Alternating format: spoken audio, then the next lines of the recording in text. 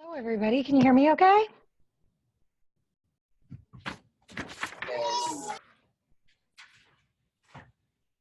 All right, so let's get started here. All right, so my name is Elizabeth Denchel, and I work at the Hoover Library in West Branch, Iowa, and we are part of the National Archives and Records Administration. You can see up here, I got a picture of the Hoover Dam. And so what I want you guys to think about, I want you guys to pick someone to come up and talk. Why do you think that we build dams? What do you think? Talk some stuff out in class and pick one reason to tell me.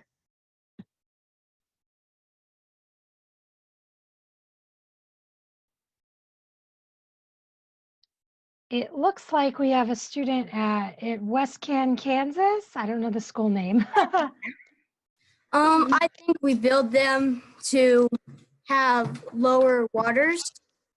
To have lower waters for flood control? Okay, that's a good one. Then we have, do we have a student at Puesta del Sol?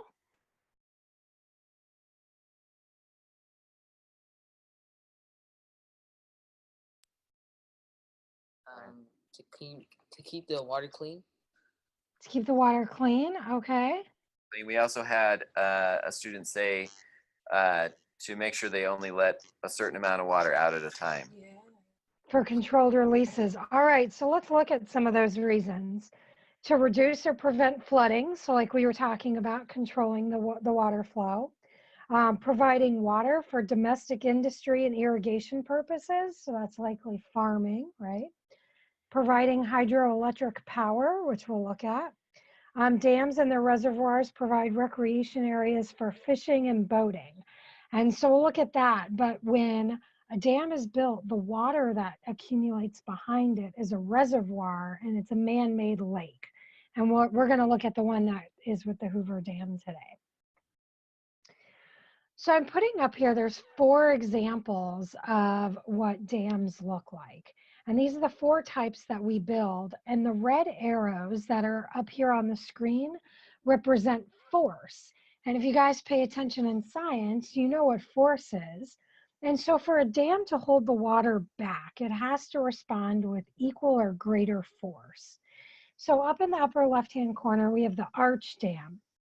And you can see that the arrows, the water is forcing itself up against the dam.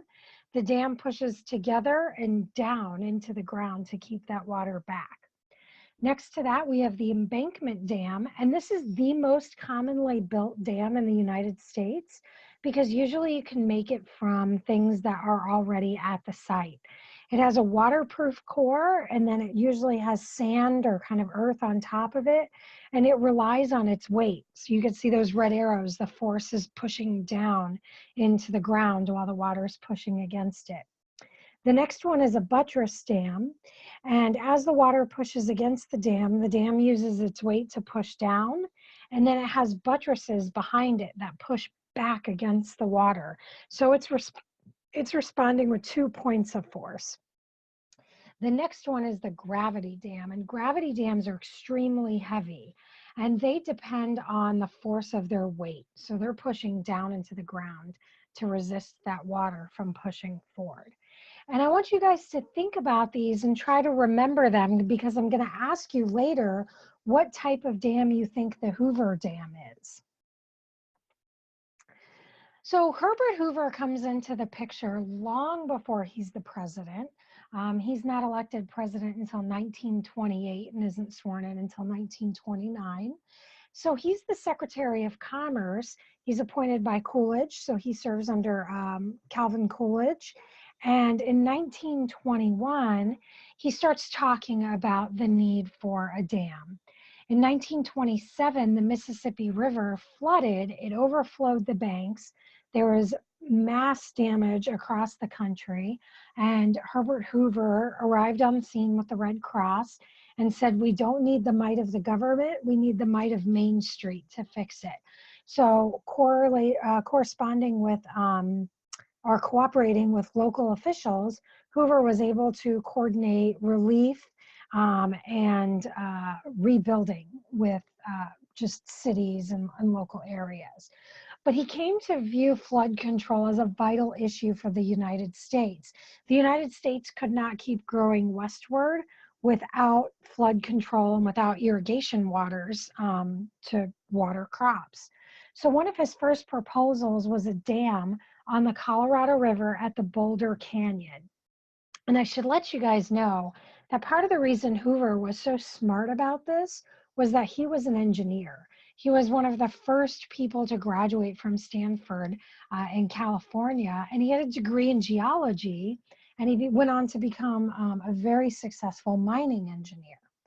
Now, I have on here a snippet from one of his speeches that he gave in 1932, and we'll look at it later, but he really explains the importance of why the Boulder Dam was so important. To understand its purpose, our people must realize that the Colorado River and its freshets from the snow of the Rocky Mountain flows at a rate as great as that of Niagara. He's talking about Niagara Falls. In the dry season, it diminishes to less than 5% of its maximum flow. So that means, guys, when it snows on the top of the mountains and it's holding that snow up high, down in the deserts in Arizona, Nevada, New Mexico, that there's no water running down from the mountains down into the river. It's almost a trickle, according to what he's saying. And then when that snow starts to melt in the summer, then we have a flood, right? The purpose of the dam, therefore, is to store the freshet, and the amount of water is so gigantic in its proportions that the lake created behind it is over 100 miles long and will require the entire flow of the river for more than 2 years to fill it. So he's talking about building that reservoir behind it. And the reservoir behind the Hoover Dam is called Lake Mead.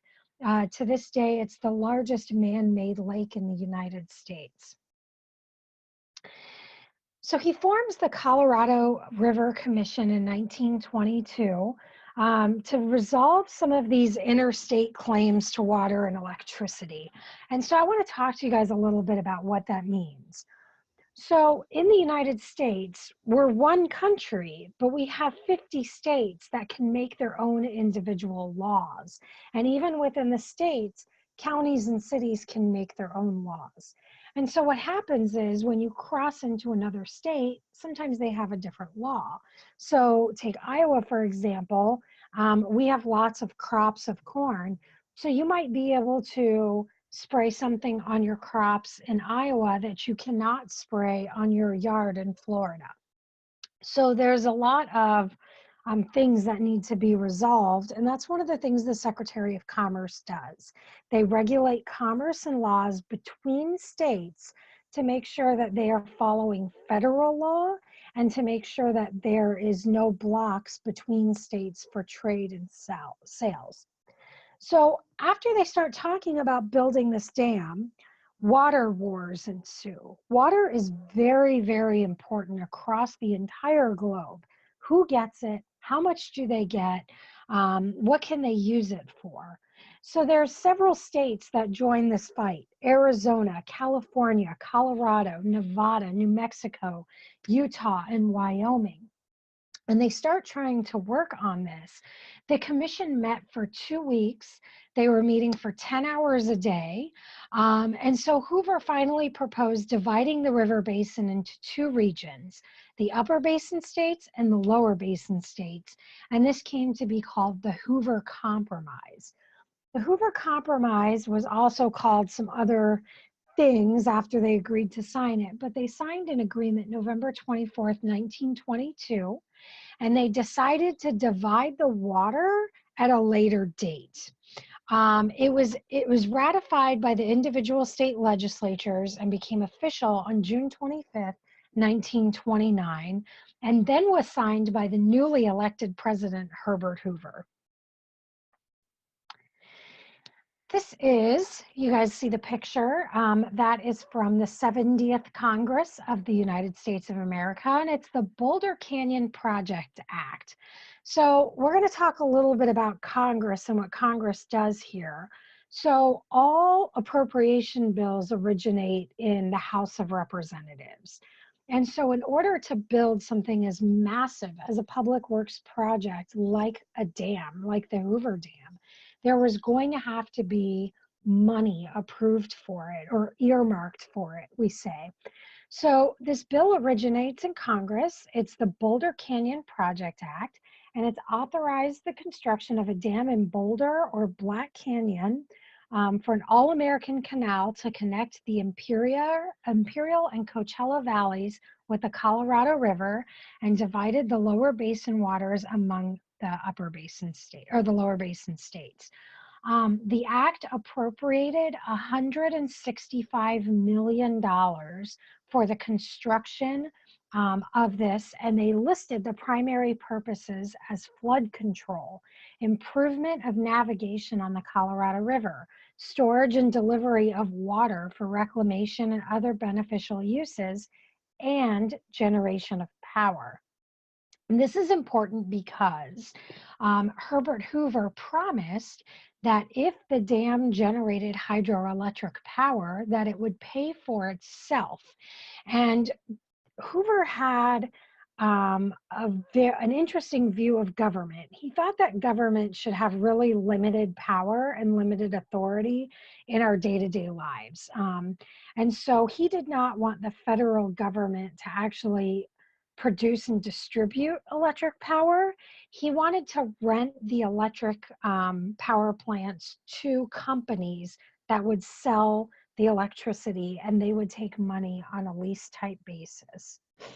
The Boulder Canyon Project Act became effective on June 25th, 1929, following the ratification of the Colorado River Compact by 6 of the 7 states of the Colorado River Basin. The 7th state did eventually sign on to the project. So let's look at the building of the dam. This is a picture of Franklin Delano Roosevelt. Of course, he was elected after President Hoover.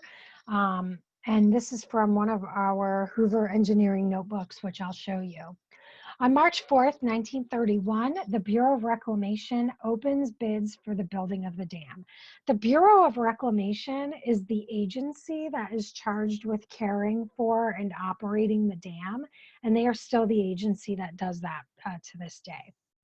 On March 11th, 1931, the contract is awarded to 6 companies for $48,890,955. And the 6 companies is not the name of a construction group or company. It's the name that they gave 6 different companies who came in as contractors doing different jobs to build the dam. The dam is so big and such a massive project that there wasn't one contractor that could do everything. On September 30th, 1935, President Roosevelt dedicates the Boulder Dam. And you can see that down here in this picture that he's dedicating it. On March 1st, 1936, the dam is handed over to the federal government by the 6 companies, 2 years ahead of schedule and about $1 million under budget, which is super amazing for a public works project. And it turns out that President Hoover was right. By May 1987, the entire cost of the building of the dam was paid back to the US Treasury with interest. So now I want to look at some of these engineering books. This is a picture from our archives. After the dam was built, the 6 companies gifted 3 volumes of photographs to Hoover. If you're in any engineering or STEM classes now, you might work on an engineering notebook. And in those notebooks, we draw pictures of what we think we're going to make and how we change it until we get to a final product, right? Well, in these engineering notebooks, they actually kept a photographic record of each step of building of the dam. And they're really, really remarkable photographs. And you see they had it embossed for Herbert Hoover. These are some pictures from inside of that book. This is one of my favorites. It says, the United States Department of Interior, Bureau of Reclamation, Boulder Canyon Project, pouring the 2nd millionth cubic yard of concrete in the dam, 12 months after the start of the project. And 6 companies, contractors is on there. On the other side, this is a picture of the dam in progress. It's kind of towards the base, but it was so hot in the region that they were building the dam that the concrete actually would not cure. It would not cool off enough to dry. So they had to pour it in 5-foot increments. And eventually they ran in cooling tubes through it that ran cold water through it to help it cool down. If they had attempted this in a continuous concrete pour, it still wouldn't be dry. So this is the Hoover Dam as it's starting to crop up in the press, and they're starting to tell the public about it. And I love this New York Times cover because it's the artist rendition of what the Hoover Dam is going to look like.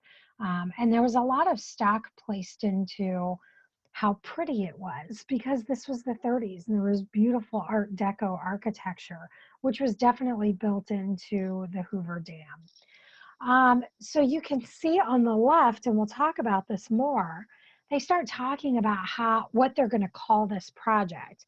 It says Hoover Dam in Black Canyon displaces the name of Boulder. It was the Boulder Dam, and then the Hoover Dam, and then the Boulder Dam, and then the Hoover Dam again. And we'll kind of get into it, but they're all the same thing, no matter what we call it here. This is a survey of the Hoover Dam after it's built. And if you look right in the middle, it says Boulder Dam, and then it has power plant to the right of that. So I want you guys in your classes right now to talk about, you remember I showed you those dams. There was arch, there was embankment, there was buttress, and gravity. What type of dam do you think the Hoover Dam is? Looking at this picture. I'll give you guys a minute to talk about it and pick someone to come up to the camera and let me know.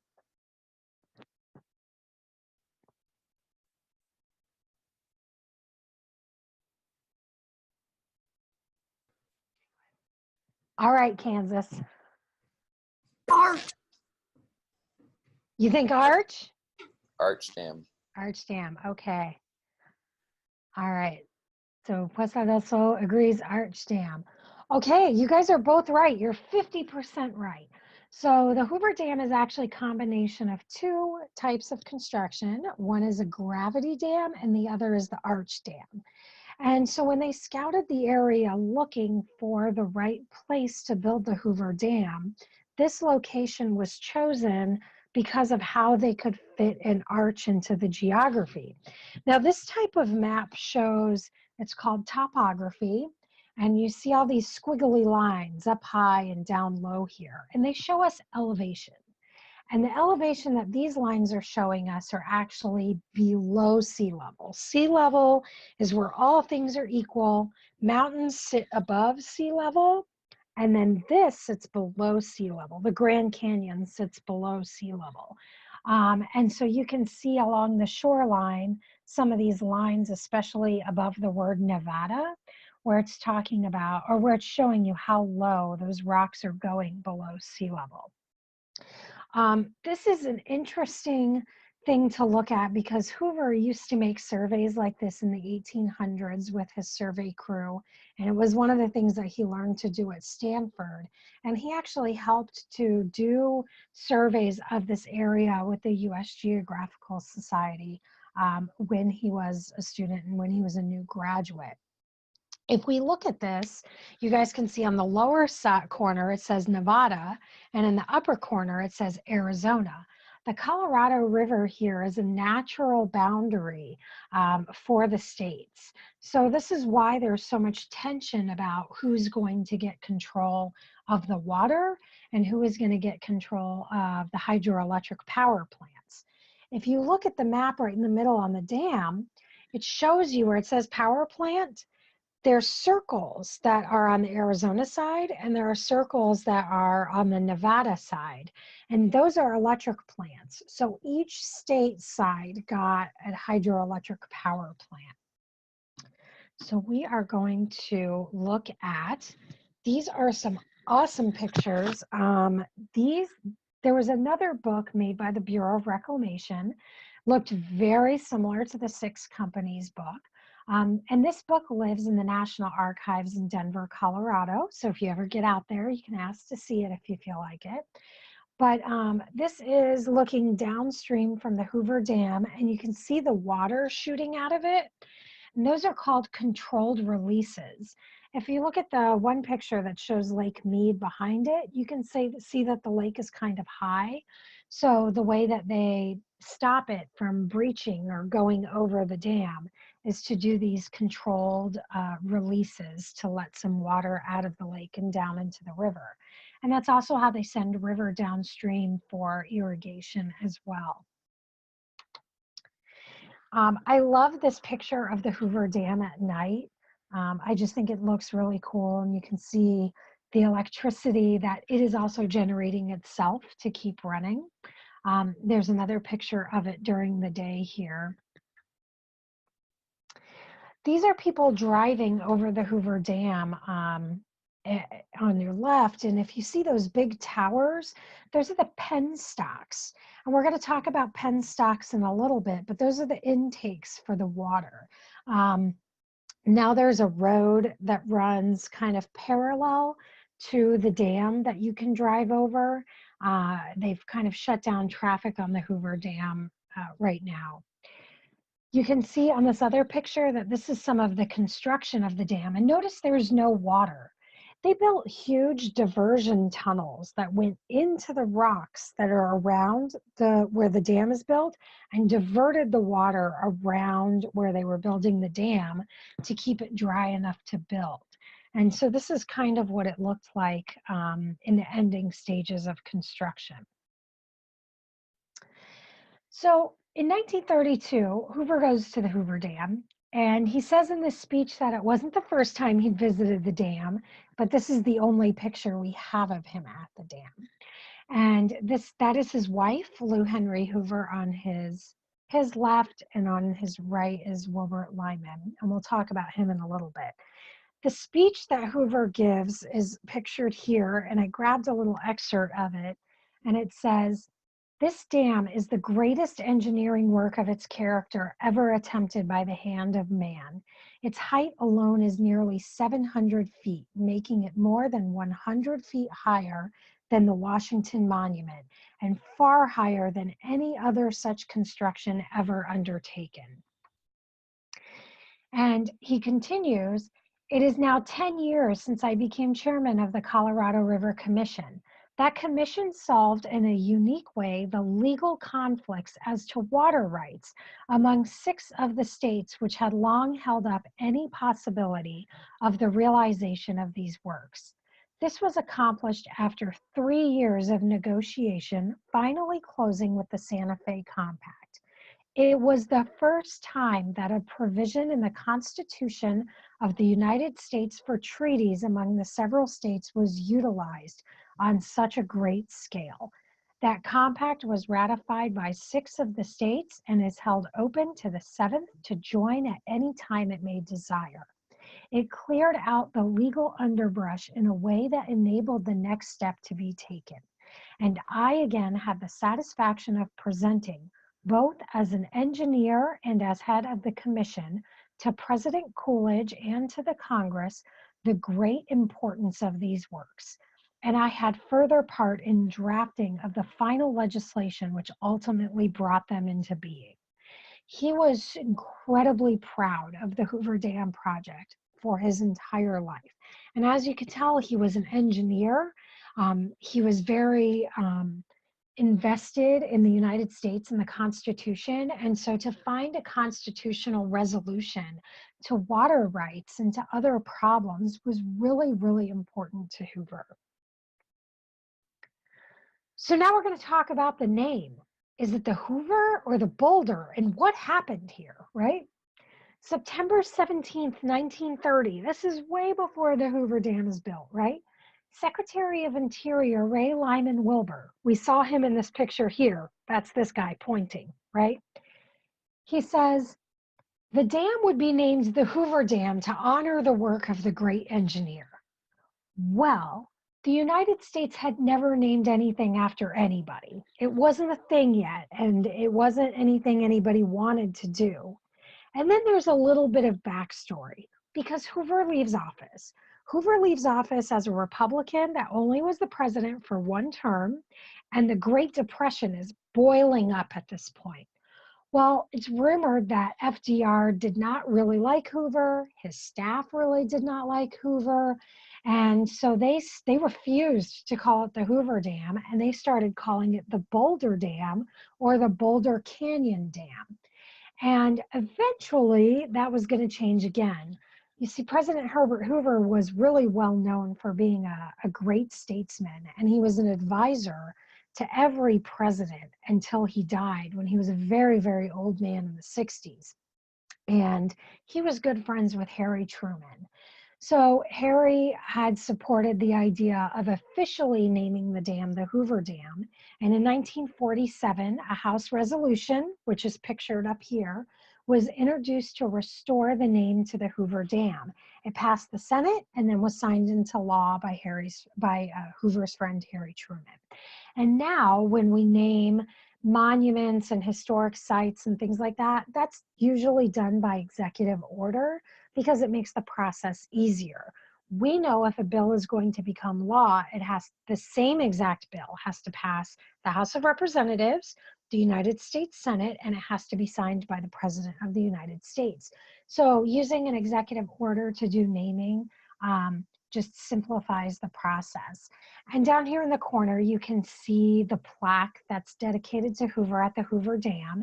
And it says Hoover Dam, named in honor of Herbert Clark Hoover, the 31st President of the United States.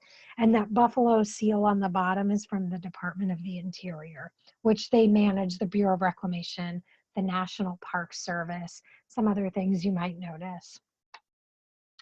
These are two of my favorite pictures from the Hoover Dam construction, and these are in those engineering notebooks that were given to Herbert Hoover. And you can see in this construction picture, the boxes, the 5-foot by 5-foot boxes that were built to pour concrete so it could dry and they could add another one. You can also see the pipes running out of the front of it that were passing cold water through it to help cool the dam. And I love the picture of the guys standing in one of the pipe tunnels because it shows you how enormous these pipes were that were used to build the dam. So let's talk a little bit about the dam and some of its statistics. It is 726.4 feet from the foundation to the roadway where the dam crests. It weighs 6,600,000 tons. I told you guys it's a concrete arch gravity dam. The maximum water pressure at the base of the dam is 45,000 pounds per square foot. And there is 4,360,000 cubic yards of concrete built into the dam. It's really quite remarkable. So now we're going to look at how the water is used. And this is from 1971 to 2005, but it actually hasn't changed much since the dam opened. You can see in the appointment of the water that Mexico gets 9% of the water, and they were added to the water agreement in 1944 that they get some of the water. I read recently that California is using all of the overflow water that other states are not using because they're in such a terrible drought and have been for quite a while. And then you can see what they're using it for. Mostly it's being used for irrigation. So that means watering crops or, different lands and stuff like that. Livestock being another part of that. Mineral, thermal, electric, other, and then it says outside systems as well. So I want to look at how the dam generates electricity, and we're going to get to see someone from inside the dam explain how it works and what it looks like. But these are all of the moving parts of it, and he's going to break it down and talk about what this stuff does. And so basically it's converting the water. It's turning a big turbine, which generates electricity using electromagnets. And you'll get to see what that looks like here in just a second. I'm going to pull that up for us.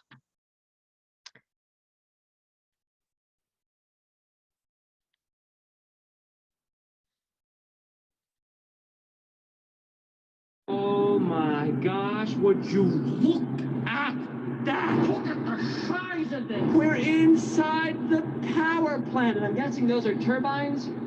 Those are turbines down there, Mike?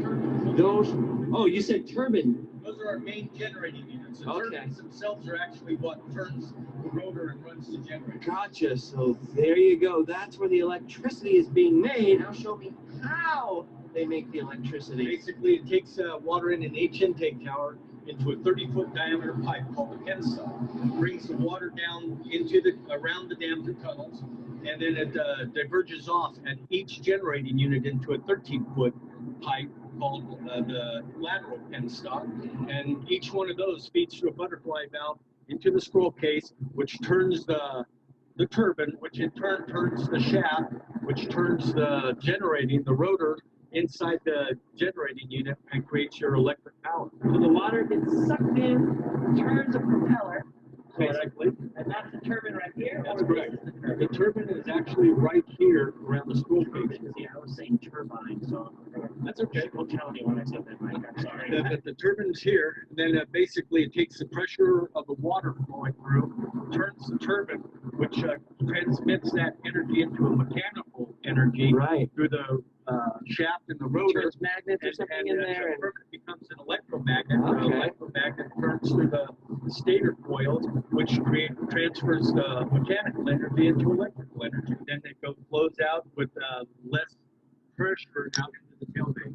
That's awesome. Continuing the Colorado River. Dude, look at this. So that's from inside the dam and looking at it. And now we're going to see when they go underneath the dam and see what that looks like, because that is also super cool. Down underneath the generating units, I see. Oh, it's gonna get even louder? Oh my goodness, okay. We'll see what happens. Oh, holy moly! Look at that! Above in that red part above, okay? And the water that's right below the screen. Wow, okay, so the water's going in down here. Turn the turbine there, a little bit.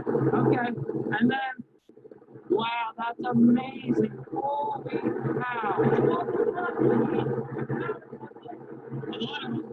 amazing.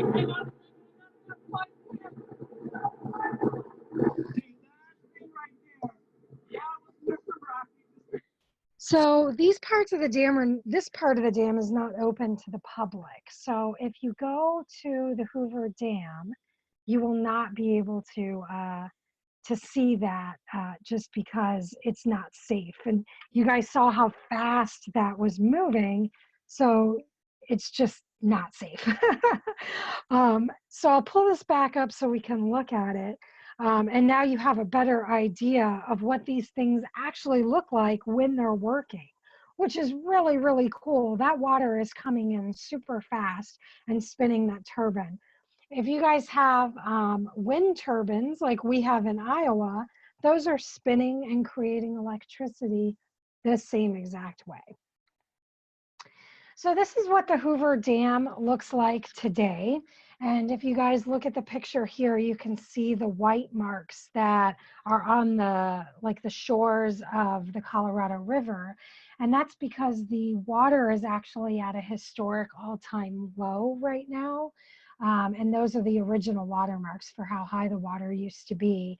And since there is a shortage of water, there's of course more water wars to be had. So states are currently fighting over who gets water and how much of it they get and what they can do with it. So that is always one of the questions now. And I think it'll be personally interesting to see if, since we've gotten all the snowfall this year, if it will generate enough water to kind of lift Lake Mead back up. So the generators inside of the dam generate enough electricity to power 750,000 homes, and each generator weighs as much as 4.5 fully loaded Boeing 747s. So they are enormous hydroelectric power turbines that are making water. I know they say that you heard in the film, and I'll restate it again, they said about 96 people died making the dam. They don't really have accurate count on that because people died sometimes after working. There was those big diversion tunnels that they were in the tunnels with equipment, and they didn't have exhaust. So they were breathing in carbon monoxide, and they would die of carbon monoxide later in the day, which is sad and unfortunate. So I'd be happy to take some questions from your classes. If you guys have questions, you can line up at the camera and I will do my best to answer them.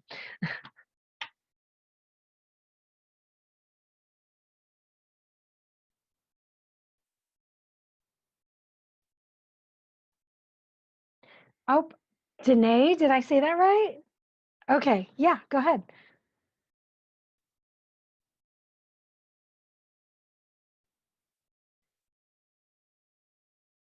There you go.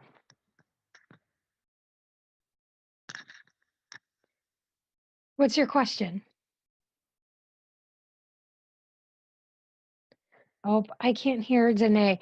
If you write it down on paper and maybe hold it up, I can answer it. I'll pause and go to Kansas. What's your guys' question? Is it the largest dam? It is not the largest dam. It does have the largest reservoir. It was the largest built at the time. I think it's still the largest in the United States, though. Puesta del Sol, did you guys have a question? Why is it losing water?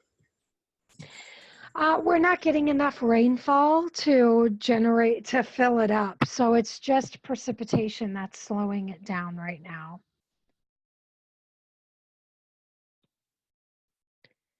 Oh no, I can't see Danae's question. Danae, you could also write it in the chat feature as well, and I can get it over to Elizabeth. Okay. Go ahead, Kansas. How did they divert the water? They built those big diversion tunnels. I don't know if you remember seeing the picture. Let me see if I can put it back up there for us, because it is a pretty cool picture.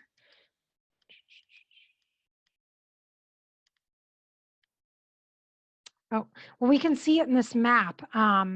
Up along the sides of the dam, it has a 50-foot diversion tunnel and then another diversion tunnel. So they opened those tunnels up as the water was flowing down, and it would go out into those tunnels and arrive at the other side so that it would stay dry so they could build the dam in the middle of it. Okay, go ahead and ask him. Why can't we drive on it anymore? It's just about safety. Do you remember when we watched the video, they said that if the dam broke, that it would unleash enough water to flood Connecticut under a foot of water. So some of it is just making sure that there isn't any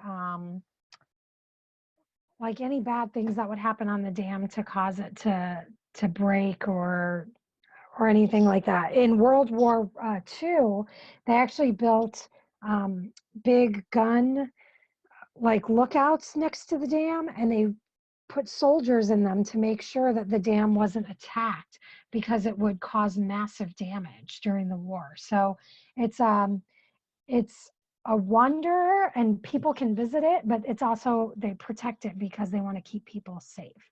And Danae asked how tall it was. 726 feet tall from the base of the dam up to where you can drive on it on that top part. Go ahead. Does the water overflow? It does not. I'll bring up those pictures again where they do controlled releases of the dam water. You can see it in these pictures. So it comes from those penstocks, and they just release the water so that it won't overflow, and it's never overflowed. So it's pretty safe bet it'll keep working. Okay, go ahead. I was wondering why they built it out of 2 types of dams, not just one. That's a good question. So the engineers, when they had looked at the dam and how they wanted to build it, they wanted to make sure that they built something that would last for a very long time and definitely would not fail. I'm sure you guys can remember, or you guys won't remember, but maybe you learned about it during hurricane or after Hurricane Katrina. The levees of those dams actually failed. They were old. They weren't built to hold as much water as they were holding back, and they failed. And so the Hoover Dam, when they built it, they knew that they were building it to hold back a lot of water. And so they wanted it to be structurally sound. And so to do that, they chose to combine the arch and the gravity dam to make sure that it would always be there, basically.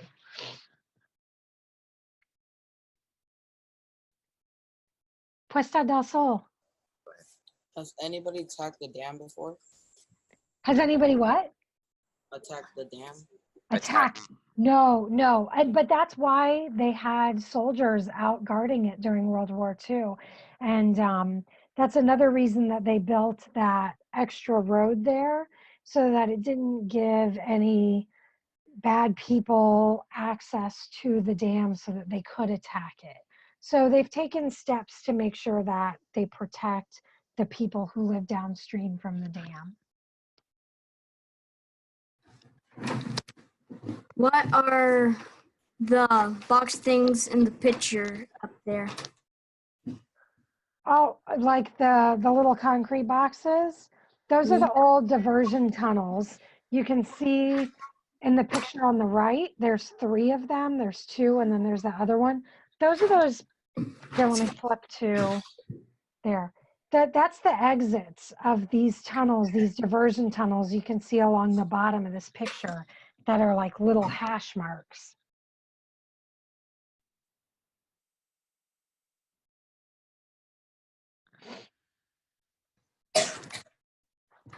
I was wondering how old it is. Well, if you remember, we looked at it opened in 1936 officially. It was handed over to the federal government. So it is coming up close on its 100th birthday. I bet it has a great birthday party. Let's see, we can do some quick math and figure out exactly how old it is this year. It is 83 years old this year. 83 years old the other day, actually. It was his birthday. Are there any more questions?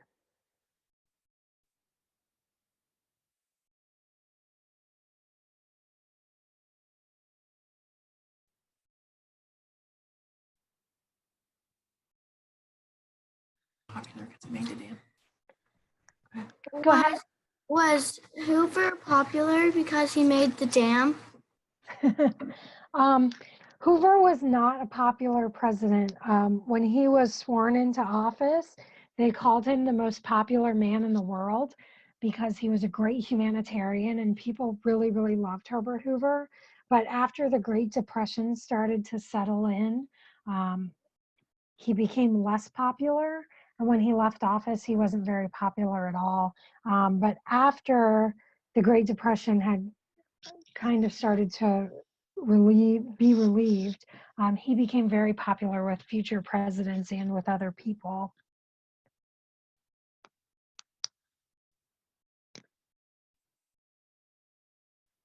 Puesta del Sol, did you guys have another question? No? Okay. All right, well then I think we're gonna wrap it up. Thank you guys so much for joining us today and hanging out with us and learning about the Hoover Dam.